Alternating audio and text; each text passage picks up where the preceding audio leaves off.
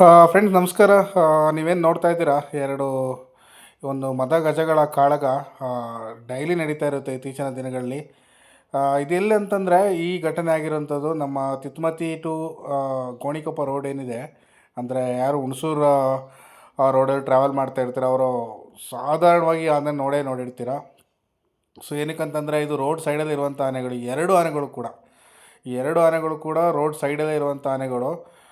ನಾನು ಒಂದು 15-20 ಪೋಸ್ಟ್ ಮಾಡಿರಬೇಕೇನೋ ಈ ಆನೆಗಳ ಬಗ್ಗೆ.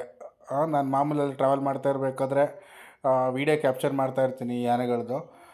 ಇದು ಕೆಲವೊಂದು ಟೈಮಲ್ಲಿ ಎರಡು ಆನೆಗಳು ಚೆನ್ನಾಗೇ ಇರ್ತವೆ, ಕೆಲವೊಂದು ಟೈಮಲ್ಲಿ ಎರಡೂ ಕೂಡ ಫೈಟ್ ಮಾಡೋದು. ನೋಡಿ ಯಾವ ರೀತಿ ಫೈಟ್ ಮಾಡ್ತಾಯಿದೆ ರೋಡ್ ಸೈಡಲ್ಲಿ ಅಂತೇಳಿ. ಸುಮಾರು ಜನ ಹೆದರ್ಕೋತಾರೆ, ಗಾಡಿನ ಮೂವ್ ಮಾಡಬೇಕಾ ಏನು ಮಾಡಬೇಕು ಅಂತೇಳಿ ನಿಲ್ಲಿಸ್ಕೊಂಡು ಸುಮ್ಮನೆ ಎದ್ಬಿಡ್ತಾರೆ. ಸೊ ಆನೆ ಸೈಡ್ಗೆ ಹೋದ ನಂತರ ಅವರು ಹೊರಟೋಗ್ತಾರೆ. ಆದರೆ ಕೆಲವರು ಇದ್ದಾರಲ್ಲ, ಅದು ಹತ್ರ ಹೋಗಿ ವೀಡಿಯೋ ಮಾಡೋದೆಲ್ಲ ಮಾಡ್ತಾಯಿರ್ತಾರೆ. ಬಟ್ ಆನೆಗಳು ರೊಚ್ಚಿಗೆದ್ರೆ ಮತ್ತು ಸೊ ನಿಮಗೆ ಸುಮ್ಮನೆ ತೊಂದರೆಗಳನ್ನ ಮೈ ಮೇಲೆ ಎಳ್ಕೊತೀರಾ. ನೋಡಿ ಯಾವ ರೀತಿ ಫೈಟ್ ಮಾಡ್ಕೊಂಡಿದೆ ಅಂತ ಆನೆಗಳು. ಸೊ ಈ ಜನಗಳು ತುಂಬ ಕೇರ್ಫುಲ್ ಇರಬೇಕು. ಈ ರೋಡಲ್ಲಿ ಯಾರೆಲ್ಲ ಟೂ ವೀಲರೆಲ್ಲ ಟ್ರಾವೆಲ್ ಮಾಡ್ತಾ ಇರ್ತಾರೆ ನೈಟ್ ಹೊತ್ತೆಲ್ಲ ತುಂಬ ಕೇರ್ಫುಲ್ ಇರಬೇಕು. ಸುಮ್ಮನೆ ಟೂ ವೀಲರ್ ಅಂತಲ್ಲ, ಯಾವುದೇ ಒಂದು ವಾಹನ ಸವಾರರು ಏನಿದ್ದಾರೆ ಅವ್ರು ತುಂಬ ಕೇರ್ಫುಲ್ಲಾಗಿರ್ಬೇಕು ಈ ರೋಡಲ್ಲಿ. ಏನಕ್ಕಂದ್ರೆ ಈ ಆನೆಗಳು ರೋಡ್ ಸೈಡಲ್ಲೇ ಬಂದು ಫೈಟ್ ಮಾಡೋದು ನೋಡಿ.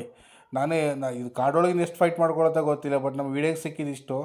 ಇದು ನಮ್ಮ ತಿತ್ಮತಿ ಮತ್ತು ಏನು ಗೋಣಿಕೊಪ್ಪ ರೋಡ್, ಏನು ಮತ್ತಿಗೋಡು ಫಾರೆಸ್ಟ್ ಇದೆ ನೋಡಿ, ಅಲ್ಲಿ ಇತ್ತೀಚಿನ ದಿನಗಳು ಮಾತ್ರ ಈ ಥರ ಫೈಟ್ ಮಾಡ್ಕೋತಾರೆ ಆನೆಗಳು. ಮೊದಲೆಲ್ಲ ಈ ಆನೆಗಳು ಅಲ್ಲೊಂದು ಆನೆ ಇದ್ದರೆ ಇಲ್ಲೊಂದು ಆನೆ ಇರೋದು. ಇವಾಗ ಏನಕ್ಕೆ ಹಿಂಗೆ ಫೈಟ್ ಮಾಡ್ಕೋತಿದ್ವಿ ಏನೋ ಅಂತ ಗೊತ್ತಿಲ್ಲ.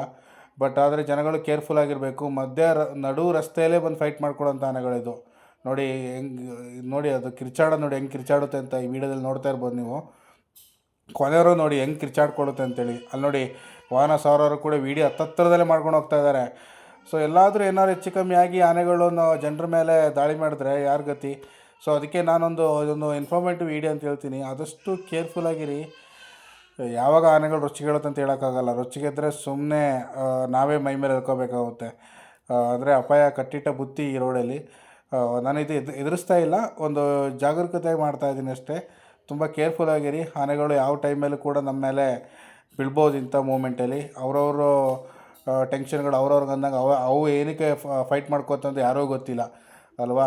ಹಾಗಾಗಿ ಮನುಷ್ಯರ ಮೇಲೆ ಅಟ್ಯಾಕ್ ಮಾಡಿದ್ರೆ ಸುಮ್ಮನೆ ಇಲ್ದಿದ್ದ ಪ್ರಾಬ್ಲಮನ್ನು ನಾವು ಹೇಳ್ಕೋಬೇಕಾಗುತ್ತೆ. ಓಕೆ, ಸೊ ಇನ್ನಷ್ಟು ಮಾಹಿತಿಗೆ ನನ್ನ ಪೇಜ್ನ ಫಾಲೋ ಮಾಡಿ ಅಂತ ವೀಡಿಯೋ ಮುಗಿಸ್ತಾ ಇದ್ದೀನಿ. Thank you so much.